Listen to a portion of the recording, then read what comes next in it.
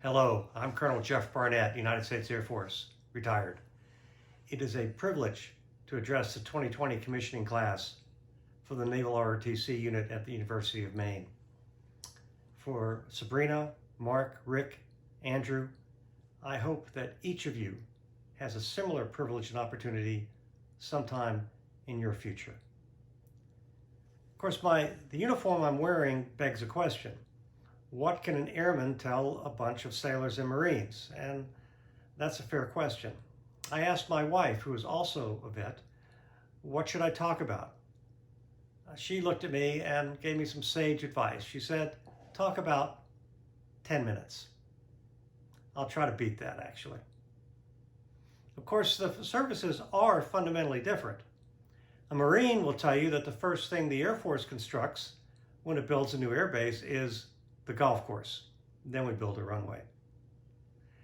A sailor will tell you the longest 3 years in a soldier's life was probably 6th grade.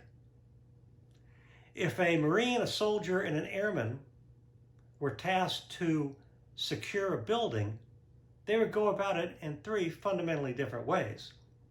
A Marine would attack simultaneously on 3 axes, invest every room, every floor, and when it gets to the top would report that the building was secure.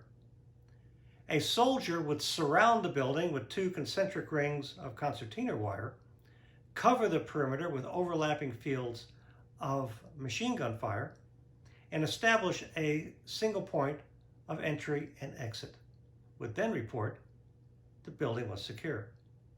In airmen, well, we would take out a 3-year lease with an option to buy. While military service varies in media and method from era to era, the fundamentals of military service remain constant. And I'd like to give you 3 examples and leave them with you. They were true in my father's military career, and he's now buried at Arlington National Cemetery. They were true in my career. They are true for both of our children who are currently active duty military officers. And I assert they will be true for you. In my experience, the single characteristic of every successful officer is competitiveness. From the Army-Navy game to Top Gun to ship selection to the basic course, constant competition is fundamental to the U.S. military culture. If you're not a competitor, if you do not choose to compete, you will either opt out or you will be opted out of your career. And I'm not talking about compete in a negative way. No, compete in a positive way.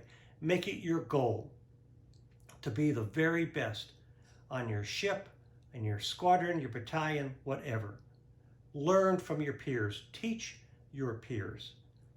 But compete to be the very best every day from day one. Your senior officers will demand it. Second, leadership. Volunteer for every leadership opportunity that comes along. If your captain needs someone to run the Christmas party, volunteer. Everything today is team-based. Leadership skills are pure gold in any career, naval or civilian. And the naval service will hand you the best leadership training possible on a platter. Don't let that pass by. Grab and learn from every opportunity. And as a warning, if you're not being given leadership opportunities, take that as a cautionary condition and fix it. Finally, education. This is the information age. The illiterate of the 21st century are those who fail to constantly learn and relearn. If you're not getting another degree or certificate, you're falling behind. Your education did not stop today. Learn and relearn constantly until you retire.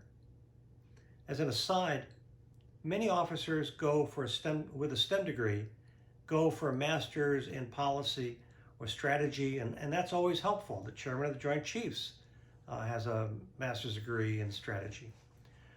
But Be aware of the old adage that amateurs talk strategy, professionals talk logistics. My suggestion to anybody with a STEM degree is to get an MBA. Everything from shipbuilding to base support is contracted out these days. An MBA allows you to talk to and understand contractors. In addition, when you enter the private sector, as we all eventually do, your naval leadership experience will move you from being an engineer to being the person who leads engineers. Your MBA will position you to lead the company.